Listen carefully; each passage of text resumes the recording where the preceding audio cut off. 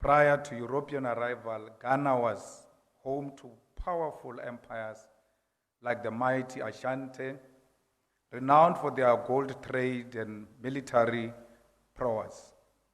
These societies had complex social structures, sophisticated cultural traditions, and well-developed trade networks.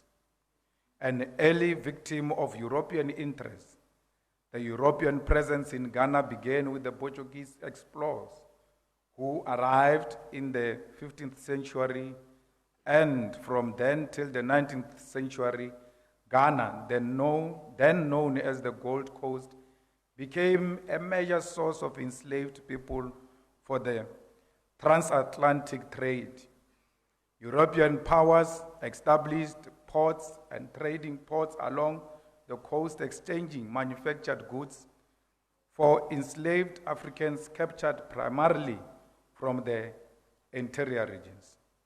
The forced removal of millions of people had a profound demographic and social impact on Ghana.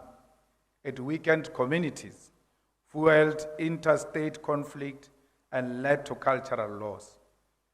The transatlantic slave trade left a deep and enduring mark on Ghana's collective memory. While acknowledging the trauma inflicted, it's important to recognize the resilience and resistance displayed by many communities and individuals during this period. However, it was the Dutch, British, and later the French who played more significant roles in the colonization of the Gold Coast, what is now called Ghana. The British gradually expanded their influence and control through trade and the establishments of ports along the coastline. By the mid-19th century, the Gold Coast became a British colony. The scramble for Africa saw Britain and other European countries aggressively giving up the continent. The Gold Coast fell under British control, marking the start of formal colonial rule as a result of the Berlin Conference of 1884 to 1885. The imposition of colonial rule led to significant social changes.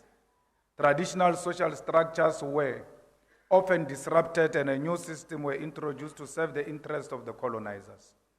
Furthermore, missionary activities played a role in introducing Western education and administration. Christianity and a class of educated Africans who often aligned with the colonial rulers while the majority remained marginalized. There are those who wanted to assimilate with the British policies, undermining their own traditional languages, customs, and belief systems, contributing to a loss of cultural activity. The Gold Coast economy also became solely reliant on exporting raw materials, hindering internal development.